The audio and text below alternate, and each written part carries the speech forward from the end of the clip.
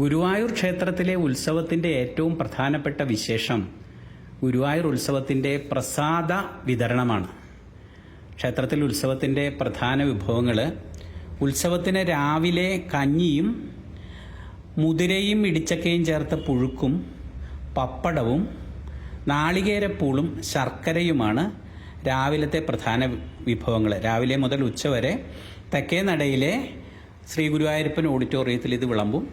വൈകിട്ട് ചോറ്, രസകാളൻ, ഓലൻ, പപ്പടം അടങ്ങിയ വിഭവങ്ങൾ കുറച്ച് ആളുകൾക്ക് ബുഫേ ആയിട്ട് നൽകും.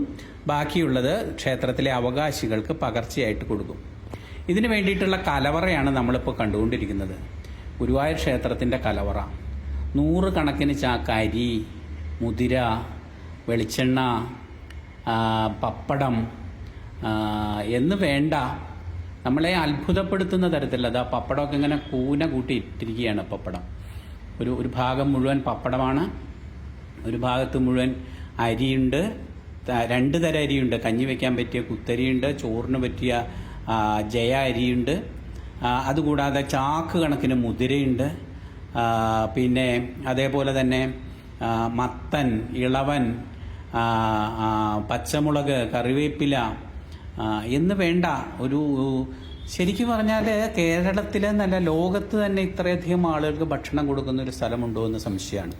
പുരാണത്തിലൊക്കെയാണ് രാജസൂയം എന്ന് പറയുന്ന മഹായാഗത്തിൻ്റെ ഒരു പ്രധാനപ്പെട്ട ഇനമാണ് അന്നദാനം എന്ന് പറയുന്നത്.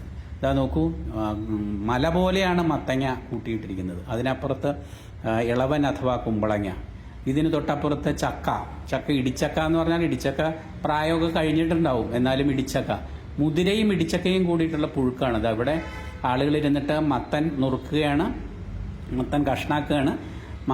കുറേ ആളുകൾ രാവിലെ മുതൽ ഇരുന്നിട്ട് മത്തൻ ഇങ്ങനെ കഷ്ണാക്കും. ഇത് രസകാളനിലേക്കുള്ള മത്തനാണ്. ഓലന് വേണ്ടി ഉപയോഗിക്കുന്നത് മത്തനാണ്. അതേപോലെ ഇളവൻ എന്ന് പറയുന്ന കുമ്പളങ്ങ, ഇത്തരം സാധനങ്ങളെല്ലാം ഇങ്ങനെ ധാരാളമായിട്ട് 10 ദിവസം ഇവിടെ ഉപയോഗിക്കുന്ന ഗുരുവായൂർ ക്ഷേത്രോത്സവത്തിൻ്റെ മാത്രം ഏറ്റവും വലിയ പ്രത്യേകതയാണ്. ഗുരുവായൂരത്തെ ക്ഷേത്രോത്സവത്തിന് വേണ്ടി ആകെ ചെലവാക്കുന്നത് 4 കോടി രൂപ, 4,55 കോടി രൂപയാണെങ്കിൽ, 4.55 കോടി രൂപയാണെങ്കിൽ ഇതിൽ 3.43 കോടി രൂപയും ഭക്ഷണത്തിനാണ്.